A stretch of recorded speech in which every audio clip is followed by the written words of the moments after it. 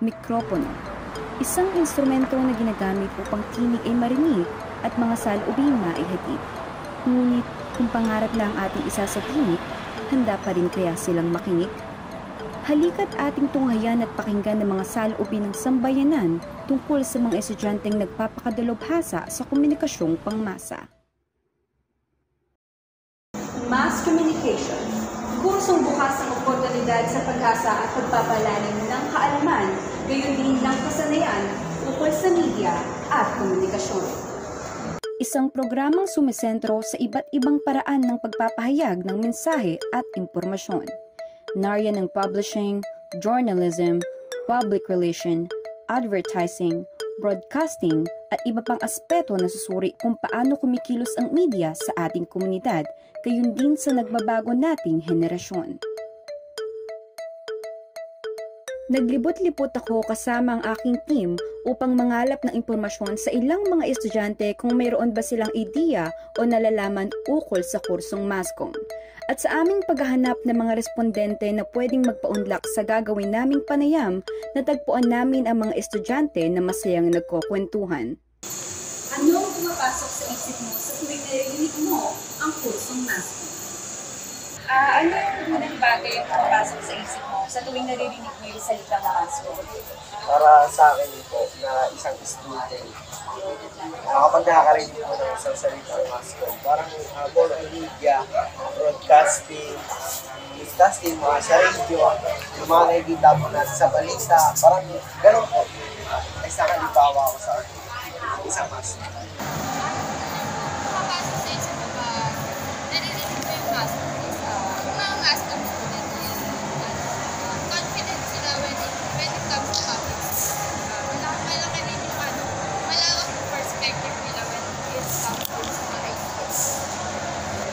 Regarding sa media or talking about news,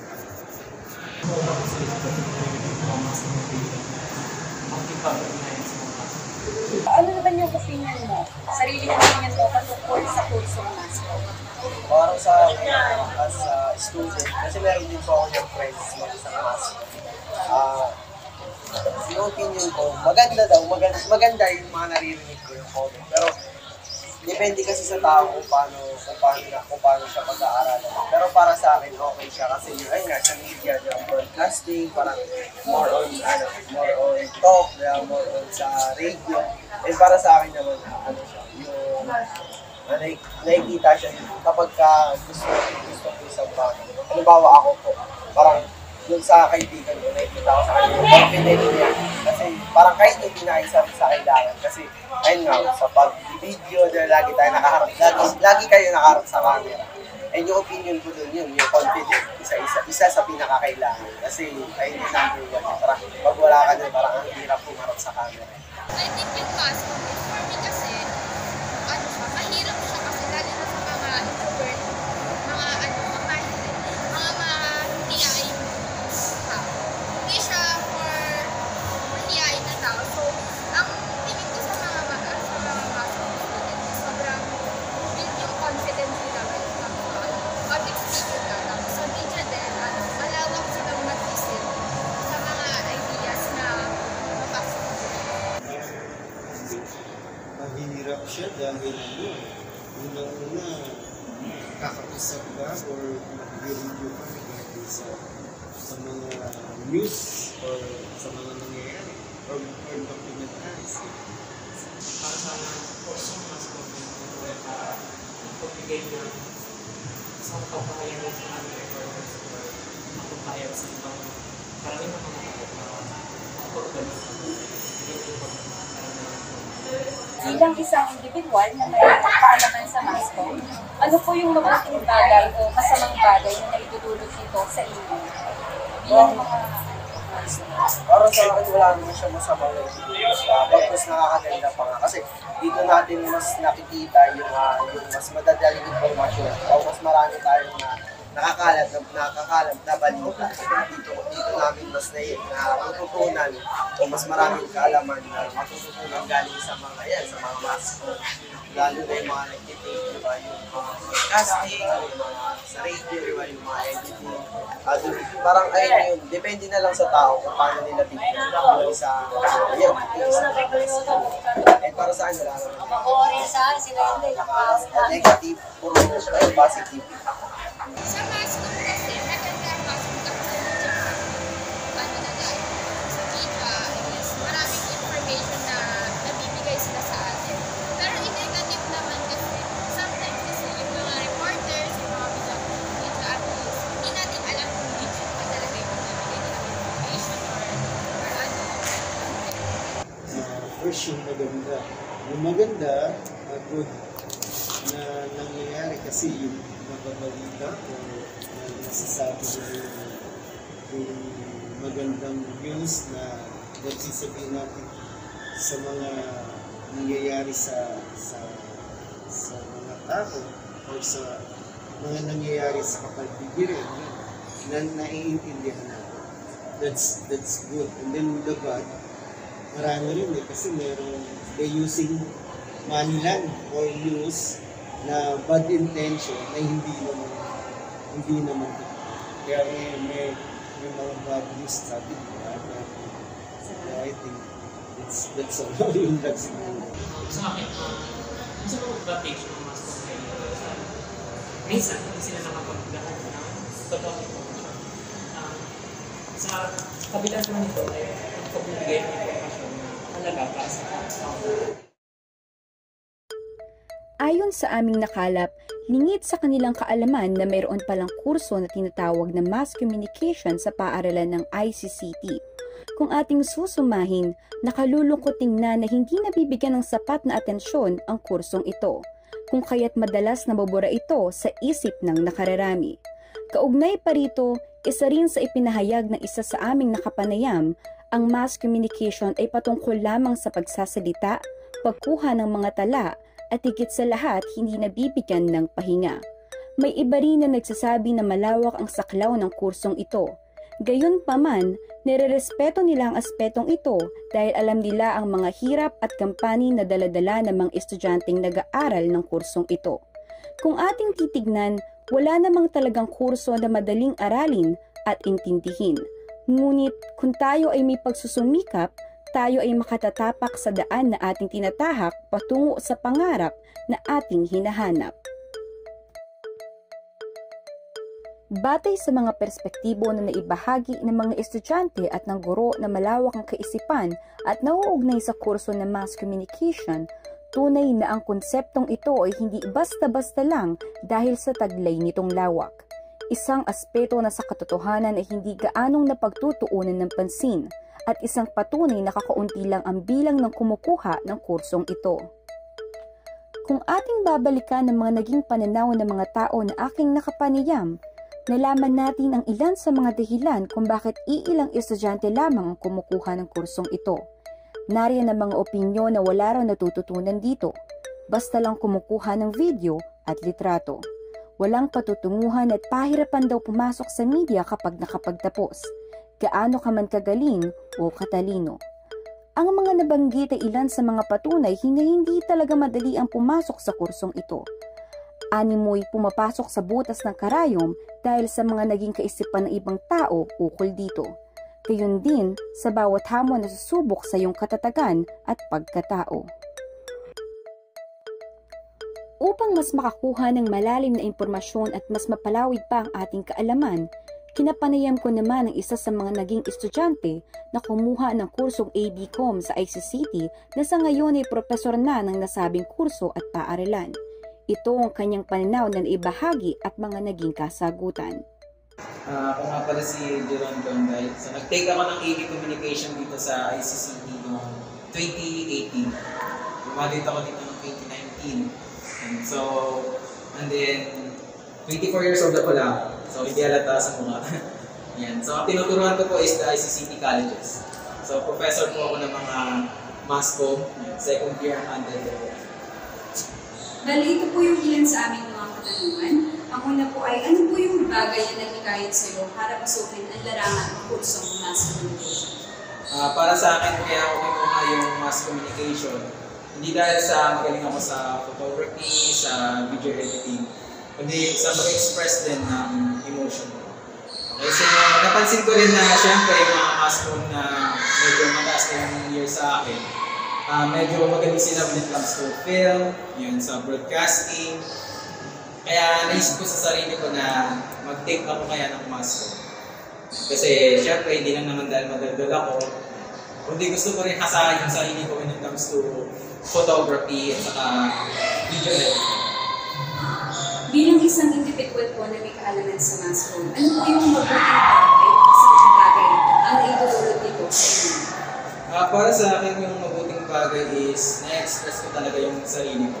Kasi alam naman natin pag sinabing mass com ay nagbibigayan ng mga kanya-kanyang idea when it comes to our society, yung nasa paligid natin, yan, hinahanap talaga natin yung ikang butas dyan sa mga problema ng society natin. Na naipaprovide naman natin yung tamang information sa mga tao. Lalong-lalo na sa nangyayari sa paligid natin, yung ibang mga tao na hindi nila alam kung tama pa ba yung nangyayari sa paligid natin. So sa mass com, duty po natin na kailangan i-express natin, ibigay natin sa kanila yung tamang information. When it comes to negative naman, para sa akin yung naging negative lang naman is parang hinuhukay kasi namin yung mga information na hindi dapat pwedeng ipasukin. Like sa politics, yung mga politicians na syempre may mga private life din naman sila, yan hinahanap talaga namin yung mga kung ano ba talaga ginagawa talaga nila. At syempre yung mga negative na nakikita namin, pinapalabas namin yan sa ibang mga tao. Nakaranas ka na po ba ng problema o suliranin sa larangan ito o profesyon ito? Kung meron man po, ano po ito? Isa sa mga problema na encounter ko ng isang researcher sa GMA. So, kailangan namin mag-conduct ng interview sa isang politician. So, ang nangyari, pinush talaga namin yung sarili namin na interview siya. So, sinabi ng guard, bawal. Kaso nga lang, ang nangyari, ay sabi nila, hindi daw po pwedeng mag-interview yung politician yun. Pero pinush talaga namin. So, sabi nila, pag mass com daw, makulit, mga nasa media, napakakulit daw talaga. Na kahit na bawal na nga, eh, kailangan mo pa rin i-push. Eh, task na pinamit sa akin yun eh. So, kailangan namin sugurin talaga yung interview. Kasi hindi naman namin nagawa yun. Hinapit talaga namin ng mga guard. Kasi nga, mapilit daw kami, tapos kinuha pa yung mga ID namin. Yan. So, another problem din na na-encounter namin is kung nasa production team kami. Ayan. So, may mga scope kasi kami na mali pala yung information. So, pinapay namin sa leader namin, then nung nireview nila, nalaman nila na fake news pala yung nakuha namin. So, yun yung isa sa mga problema na na-encounter ko na hindi basta-basta pwede maniwala sa isang information, lalong-lalo na hindi siya accurate. Sa huli kong tanong, kasausapin po ang full sa mass com, ano ang nakikita niyong mga bagay kung bakit kakaunti lamang ang nag-take mo? Yung iba kasi, kaya ayaw nilang mag-take ng mass com kasi sabi nila, more on photography yan, more on video editing, at saka syempre may pagka-shy type din yung ibang mga tao na ayaw talaga sumanap sa camera. Syempre, alam naman natin na communication yung basihan natin. So iba talaga nahihiya na ipakita kung sino talaga sila. At syempre yung skills natin when it comes to photography na yan, mga newspaper, writing, yan. May mga bata talaga na hindi talaga sila kaya mag-construct ng grammar. Kaya pag sinabi na mapupunta sila sa newspaper, ayaw na lang talaga nila. Kaya wala talaga masyadong nagtitake talaga ng TV communication. At saka hindi siya literal na popular kurso. Kasi alam naman natin na pinakasikat na parte ng TV communication is journalism talaga. Pero when it comes to AV communication, pangkalahatan talaga yan. Na wala talagang masyadong kumukuha. Kasi sabi nila, pag mag-AV communication ka, pag graduate ka man, wala ka mapapasok ng trabaho kasi pahirap ka na pumasok sa bida sa totoo lang po. Hindi siya yung literal na kapag graduate ka, magpasa ka ng resume mo, matatanggap ka na. Kasi nga meron kang diploma sa AV communication. Hindi po. Ang katotohanan niyan is, mahirap pumasok sa media. Kahit gaano ka pa kagaling sa pag-express ng sarili mo, pagsusulat sa scriptwriting, video editing, or animation man yan, mahirap po talaga pumasok sa media. Lalong-lalo na wala kang backer, at medyo napaka-high talaga yung standards na hinahanap ng TV Network.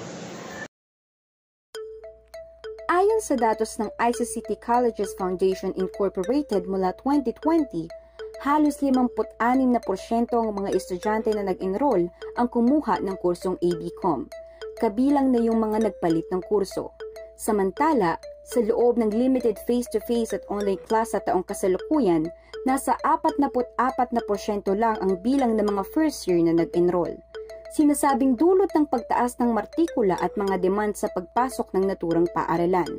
Bukod pa rito, mas aktibo umano ang mga estudyante noong panahon ng pandemya kumpara sa ngayon na halos hindi na gaanong marami ang bilang ng mga estudyanteng pumapasok at nag-enroll sa kursong nasabi. Ano yung experience mo nung pumasok ka sa theoretical play? Unang-una talaga, masaya ako dahil unang-una nag-champion kami at nagkaroon din ako ng mga bagong kakilala at kaibigan. Pero ang dahilan ko talaga kaya ako sumali ng theater play kasi para sumubok ng bago. Kasi nung mga panahon na yun, ang ginagawa ko lang is puro films, ganyan. Kasi sa theater play may sayaw, may kanta, may acting. So gusto ko lang din na ma-explore din at masubukan din kung hanggang saan pa talaga yung kakayanin ko. Kaya yun. Pero sa kabila ng lahat ng saya na naramdaman namin nung nag-champion kami, marami ring balakid. Di alam ng mga tao na may mga issue doon sa loob ng theater play mismo na madalas personal. Ang una-una talagang struggles namin nun is yung mga kasamahan namin na palaging nalilig. Kasi unang-una naapektuhan yung oras ng shooting namin. Ibis na makapag-practice kami ng maayos, inaabot kami ng tanghali kasi yung iba tanghali na dumarating, yung iba hapon na. Kaya yung mga nauuna doon na umaga, syempre naiinis din. Kaya pati rin sila, nahahawa na rin. Pupunta na rin sila ng tanghali. Kasi yung iba doon talagang sa taga-Morong pa, may taga-Tanay. Yun, doon lang talaga kami nagsama-sama para sa theater play. Anong una, akala ko madali ko lang magagawa ng paraan yun na may manage yung oras ko. Pero nung habang tumatagal, kasi minsan nakakapagod din yung pagpapractice sa theater play. Biruin mo, magpapractice ka ng umaga hanggang hapon, tapos babiyahe ka pa. Tapos paminsan-minsan, doon din sa mismong theater play, doon ka na rin nag-online class. Kaya minsan hindi ko na rin minamabuti na pumasok dahil yun nga, pagod.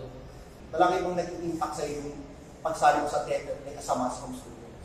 Oo, malaki kasi una-una nagkaroon ako ng confidence na na-realize ko rin na kaya ko rin pala yung ganun. Aminin ko, nung una, nag-aalangan ako kasi baka hindi ko kayanin. Pero nung tumagal-tagal, sa tulong na din ng mga kasamaan ko doon, nagawa namin ng maayos. Akala ko rin nung una talaga, hindi kami magkakasundo-sundo ron. Pero nagkamali ako. Kasi mababait din yung mga kasama ko doon. Maayos din sila itrato, kaya hindi rin ako nahihirapang gumalaw.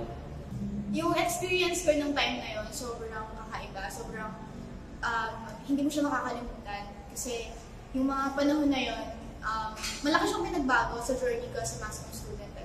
Hindi lang kasi ako nakapagbigay ng inspirasyon at natuto sa kanila. Alam ko natuto kami sa isa't isa. Pero siguro yung isang group, yung isang production itself. Kasi nung pagdating namin doon, kabado kami that time. Kasi kami lang yung second year noon. Alam ko kasi kompleto na yung casting ng theater play that time. Tapos nung kinuha kami, nung naghahanap si Sir Danny that time ng mass comm students na pwede ba maging part ng theater play, which is yung Anay, yun yung title ng play namin.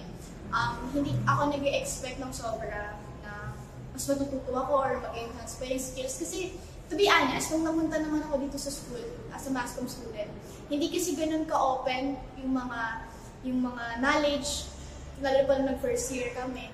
So parang hindi ako nag-expect na mas marami akong matutunan nung sumali ako ng theater play. So nung sumali ako, pagdating namin doon, open naman yung mga tao. Pero syempre at first siguro dahil kami lang yung second year, medyo nahirapan kami kasi since late na kami, meron na silang nabuong rapport, meron na silang communication itself, may bonding na sila. At bukod pa sa magkakilala na sila, tapos kami bago lang. So, nung mga time na yun, struggle sa amin paano makipag-usap. Pero dahil mass comm student ka, kailangan ano ka dun may edge ka na dun, kailangan lamang ka dun, kailangan may alam ka na sa ganun. Pero syempre, hindi din namin, for me, sa akin, hindi ko nailabas yung mga gusto kong gawin, hindi ko nailatag yung mga bagay na gusto kong sabihin sa kanila or yung mga suggestions ko itself. Una, respeto sa production team, respeto sa mga artist na nauna, respeto sa mga artist na itinalaga doon bilang, yung iba doon kasi may proper auditions na nangyari. So kami, pinili lang kami, or wala talagang choice kundi kami lang.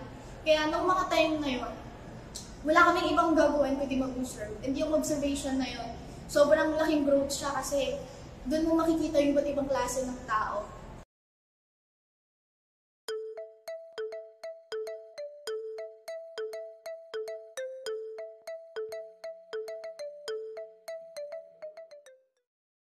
Ako si Marty Carrera, working student. Way back 2012, student ako dito hanggang 2000. Hindi ko natapos. Kasi start na ako mag-work sa music industry. Freelance ako. And then, yung pandemic, nagbalik-aral ako kasi gusto ko matapos sa master. Para matupad naman yung pangarap ng Para sa iyo po, ano yung naghikayat na kunin ang kursong mass communication? Kinuha ko yung kursong mass ko kasi nakahilig akong manood ng balita. Nakahilig akong manood ng mga pelikula. Hanggang nagkaroon ako ng interest na kung paano yung ginagawa. Nagkaroon ako ng pagkakataon habang nag-aaral ako ng high school. Nagkaroon ako ng pagkakataon na makasama sa isang production. At doon ko natutunan yung mga bagay ginagawa sa broadcast, yung ginagawa sa image. Doon simula yung interest ko na mag-inasa. Way back 2012. Nung nagkaroon po ba kayo ng experience sa kinahiligan nyo rin po na gawin, nagkaroon po ba kayo ng doubt na kunin ang kursong mass communication or talagang mas lalo po kayong nagkaroon ng motivation na kunin nyo na parang talagang nandun po yung skills nyo na kakayanin? Sa una nagkaroon ako ng doubt kasi tinitingnan ko, hindi ko makita yung sarili ko sa industry na nandun ako. Nainip ako sa sarili ko na hindi lang ako, nagaluto lang ako ng galulong sa production. Pinanonood ko lang yung mga nasa production. And sabi ko, kukunin ko to, ano kaya yung magiging career ko or ano ba, kaya ko ba? Kasi sabi ko, bakit di ko subukan? So nung sinubukan ko, unti-unti inaral ko siya. Nang dumating sa punto na sa isang team ng production na kasama ako, dito ako doon, ang nangyari is nabubos yung mga tao. Hanggang ako na yung naging cameraman dahil wala ng choice. So yun yung pagkakataon ko na matuto gamitin yung camera kahit na pinanood ko lang yung ginagawa. So nag-observe lang ako ng panahon na nagkakaroon ako ng interest. Nagkaroon ako ng pagkakataon na humawak ng camera. Nahawakan ko yung camera. Sabi ko, ganito pala. Ito pala yung action. So doon nagsimula yung pagkakataon na every time na may pagkakataon ka na makakuha during production, take mo para matutunan. And lagi mong kukunin is yung learning. Laging learning. Yung mistake mo, doon ka matutunan sa mga bagay ng pagkakamali. So lagi kong tinitake yun kapag nagkamali ako. Yun yung tinitake ko na ay katama. So nagkakaroon ako ng improvement. Kaya along the way, natutunan ko yung mga bagay na dapat kong matutunan. And nagamit ko while nag-aaral. Nung freshman ka pa lamang po sa ICCT, ano po yung unang bagay ang natutuhan mo bilang estudyante ng kursong mass communication and nai-apply mo po ba ito sa kasalukuyan? Una, na-experience ko ng freshman ako. Nakita ko iba-ibang tao. Hindi ko alam kung paano ko nakikita sa lamin. So, ginawa ko, go with the flow. Hindi ko, kumbaga, hindi ako nag-stay sa comfort zone. Lumabas ako sa comfort zone. So, lagi ko iniisip, along the way, kung paano ako makakapag-socialize sa akin is think outside the box. Ano ba yung pwede kong magawa na pwede makasabay ako sa akin? And baka may matutunan ako based sa mga iba-ibang perspective nila. So, doon ko nakita na dapat, ito as a mass com student, dapat andun yung urge mo na makibagay sa mga tao na nakakasama. Malaking tulong na yung nakakapag-build ka ng relationship sa mga nakakasama. Kasi ang effect naman nun, kapag marami kang friend na then may connections ka, mabilis ka makakakuha ng solution sa mga ibang bagay. Marami kang mapagkakaroon, marami kang sabihin ba yung connection mo sa mga tao, mabilis kang makakakuha ng further connection. Sa iyong panahon po, paano napalawig ang pagkilos mo sa iyong career habang nasa labas ka ng ICCT? Meron ka po bang naging inspirasyon na tao na mas natuto ka upang maging ganito ka ngayon sa kasalukuyan? Isa sa inspirasyon ko talaga is isang broadcaster na veteran, which is Joel Delmas, na siya ang CEO ng Wish. Nakita ko kung paano siya mag-innovate. Nakita ko din kung paano niya gawin na paano talaga yung dapat na isang character na isang broadcast student. And then yung kung ano yung dapat nakaka-represent na karunungan. For example, yung isang bagay na natutunan ko sa labas while nag-aaral ako is yung pagiging resourceful, pagiging aware, mataas ang awareness, pagiging helpful sa mga tao. Kasi yung abot kamay mo yung mga tao yung nakakapulong. Malaking bagay yun. May return naman din. Ay isang halimbawa nun, kung ano yung natutunan ko sa broadcast, yun naman yung sinishare ko sa mga kapwa ko student. At yung pagkakataon na na-experience ko sa labas, gusto ko mag-share sa inyo. Kaya yun yung ginagawa ko. Kaya nag-inspiration ko sa community pa rin yung sigurado niya.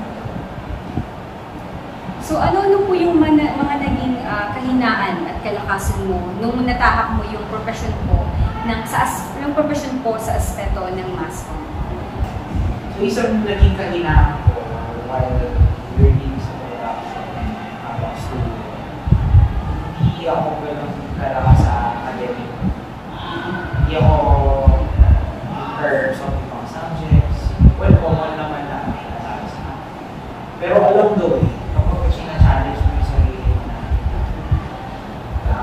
kahit mahirap, gusto kong kasi ito yung witness ko. Yung witness ko, kailangan ko palasin. Bukod sa academic, yung time management, yun talaga yung course ko na nagiging problem. Bukod sa time management, yung mga reasons ko na pwede ko namang gawin pero hindi ko ginagawa. So, ang lagi ko iniisip para overcome ko yun, lagi ko iniisip is challenge your excuses. So, tinitignan ko yung excuse ko. Ito ba ang excuse ko ever din? Hindi na-challenge ko lang sa sarili ko ba ang weakness ko para makalakas. So, same din sa ibang tao. Kung nakita ko yung weakness ng tao, doon ko tinutulungan kung paano siya makakalakas sa weakness. Same din doon sa akin. Ano naman po yung naging opinion o masasabi ninyo sa mga taong may diskriminasyon sa mass com? Kung meron man, ano-ano po ito? Kung meron man diskriminasyon sa mass com, siguro ang pinakamagandang tingnan natin ito, mabuting bagay. Kasi kung titignan natin yung discrimination, ibigay lang siya ng hindi magandang message sa mga. Kung sisimulan natin yung pagtingin natin sa mga bagay na mabuti, bagay na alam mo makakatulong sa kapwa mo sa channel, doon ka na lang tumingin. Huwag mo na tignan yung discrimination. Kasi ang discrimination hindi rin naman makakatulong sa karera ng isang mass com student. Kasi common na nangyayari sa mga mass com student. Parang yung blankong papel na may gold. Ang nakikita lang nila ay sumalit. So dapat tinitignan natin bilang mass com student, issue mabuti. masculinity is hindi siya nakakatulong sa community ng basketball. So ano po yung leksyon ang may babahagi mo sa mga nangangarap na pasukin ang ganitong profesyon? Doon sa mga nangangarap na mag-push yung pagiging basketball student, hindi nila yung goal nila na after na mag-basketball student. Ang suggestion ko lagi, dapat basa yung laging walang naman. Ibig sabihin, kapag yung baso walang naman, nasa linya ng mga karunungan. Iba't ibang karunungan yung nasasabi sa iyo. Mga tubig, juice, iba't ibang karunungan. Kasi kapag ikaw na estudyante, nag-aaral ng basketball student, pagka pumasok ka sa industry na ang baso mo ay puno, hindi ka na nakasalina.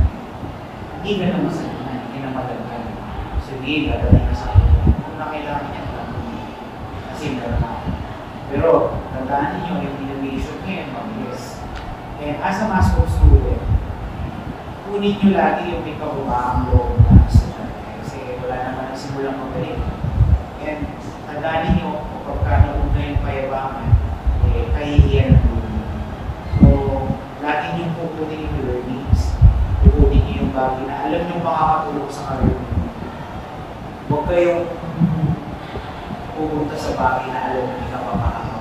Hindi nyo naman pakikinabangan. Pagdating nyo sa career action nyo. Pag-invest kayo ng karunungan, kaya nag-aaral kayo. Tsagayin ninyo, huwag yung tamad kayo na nakababag na lang kayo sa bagay na saan kayo comfort. Doon kayo dapat para lumawak yung perspective. Kasi kapag natutunan nyo lahat ng bagay na kailangan ninyo sa master, ang laking tulong sa career ninyo kapag natatrabaho. Isa po sa katanungan din. Bilang pong naging mahaba rin po yung journey nyo bilang mass communication student. Sure po ako na nakarinig na rin po kayo ng mga salita na kapag tinanong po yung kurso nyo and kapag sinabi nyo mass comm, ang madalas po na sinasabi nila ay mas komportable lang or mas komportable sa bahay. Kasi kaya ko rin po natanong to, ayun po yung pinakaunang or number 1 na review po ng mga mass communication student and bilang isa po ako doon, nakaka-offend po siya personally. So, ano po sa tingin nyo or opinion nyo kung bakit ayun po yung tingin ng mga tao sa pagdating sa kurso ng mass communication? Bakit ayun po yung unang sasabi nila kapag narinig nila na kinuha ng isang estudyante or specific na tao ay mass comm? Kung sinabi kasi mass comm, marami kasi pumapasok na yun. Ingay, mass comm kasama sa bahay, pero ang dapat siguro natin tingnan yung bagay na makakatulong sa akin. Kung may marinig man kayo na yes or discrimination sa mass comm, tandaan ninyo ang magsasabi niyo is yung output ninyo. Yung galing ninyo sa pagiging mass comm. Kasi kapag ninyo maging galing, maging masipag. Kasi kapag kayo nang nauna sa inyo, walang discrimination papasok sa inyo. Bakit? Ang makikita sa inyo, ang galing mo kayo. Magaling kayo na tapos mababang loob. Pero yung bagay na maririnig mo na mga master, ganyan, take you, pabayaan nyo sila. Ang isipin ninyo ang focus kayo sa tulong. Paano nyo maaabot yung pangarap ninyo sa tulong na anong may dudulot ng eskwelahan na ito sa inyo. Nandun yung pagkakataon na lagi kinukuha mo yung karunungan sa bawat pangyayari. Kasi lahat ng bagay yung nakakalap sa ito. Kasi yung mga bagay na nangyayari sa loob ng classroom, but kunin mo yung good side, doon ka lang sa positibo. Pag nakuha mo yung lahat ng practice mo, pagdating mo sa mismong trabaho, magiging maayos ang career at marami kang makakagawa. Especially sa mga kalalaki. Kasi tandaan ninyo, naman yung kumbaga, mag-read ka ng mass of student as professional. Hindi yung perspective ng isang guru. Hindi ka mag-guru. Para sa'yo po, ano yung salita ang sumisimbolo sa mass comm? Sa akin, yung pagtutulungan. Sumisimbolo yung pagtutulungan sa mass comm. Hindi dapat tayo nagpapataasan. Sila magaling. Dapat kung sino yung mahina, sila yung tinutulungan. Kung sino yung alam mong naiiwas sa pagtangtulungan. hindi naman ito paunahan. Ang laban natin dito, paano ito nasa kasunod. Kapag nawala ang pagtutulungan sa kasunod, kanya-kanya tayo.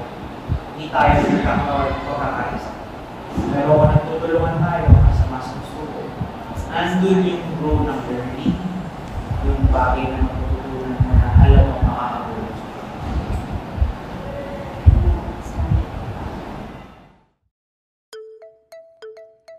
Batay sa pananaw ni Sir Marty Carl Adarlo, hindi natin kailangan na maging magaling agad sa mga bagay-bagay. Dahil para sa kanya, mas maganda na magsimula tayo sa isang basong walang laman. Sapagkat sa ganitong paraan, magiging uhaw tayo sa pagkatuto, maging sa karanungan na maaari nilang maisalin sa atin. Ako sa Champagne, oy. Mas connect.